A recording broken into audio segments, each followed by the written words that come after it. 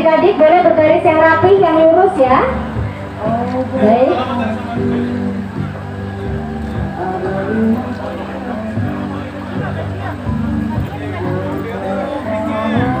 Abang boleh untuk dapat menyalami, tidak dapat menyalami adik-adik.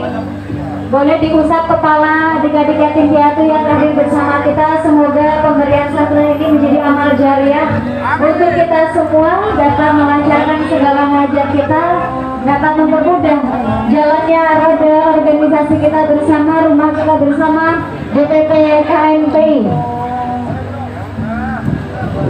Juga kami ucapkan terima kasih kepada adik-adik yatim piatu yang telah berkenan hadir pada sore hari ini, telah berkenan untuk menghadiri rangkaian acara silaturahmi kebangsaan Indonesia, merajut kebangsaan menuju Pemuda Satu Indonesia Maju.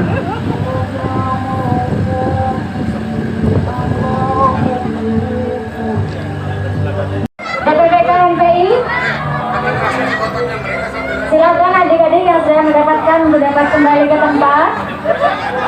Kita akan melanjutkan dengan iswana terlebih dahulu, istirahat dan juga makan. Kita akan melanjutkan rangkaian sambutan. Iya, tadi kan saya sudah sampaikan di kata-kata sambutan saya bahwasanya kita itu ada bonus demografi 70%. Kita punya penduduk Indonesia itu di bawah 45 tahun. Tapi dari kalangan milenial yang menjadi entrepreneur itu baru 1,65%. Ya, nah ini yang kita akan galang untuk terus bikin program-program kemajuan kepemudaan lah.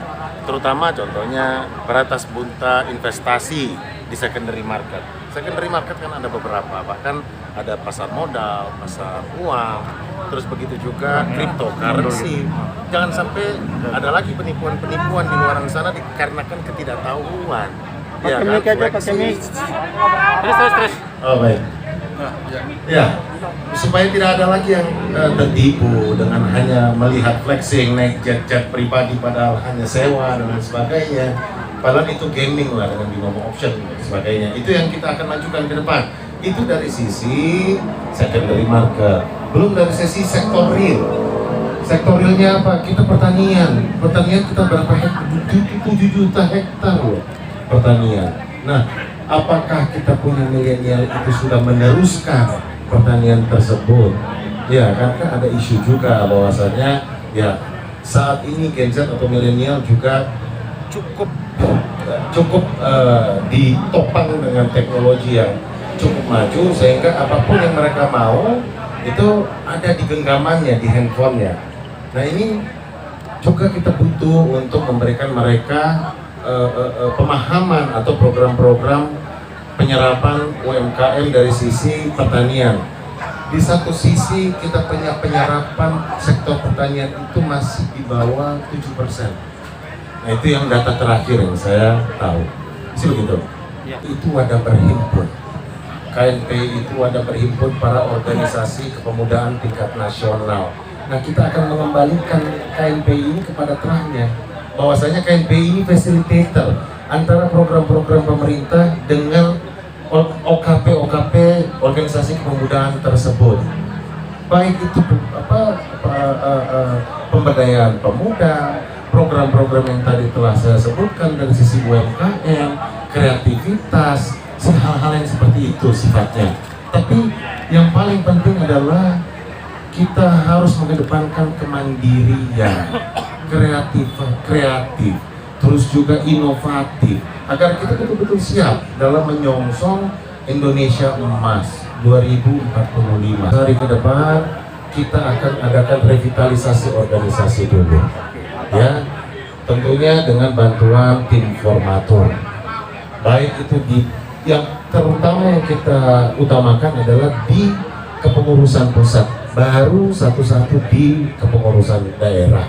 Sih begitu yang pertama. Nah yang kedua juga kita minta kepada pemerintah untuk memperhatikanlah pemuda.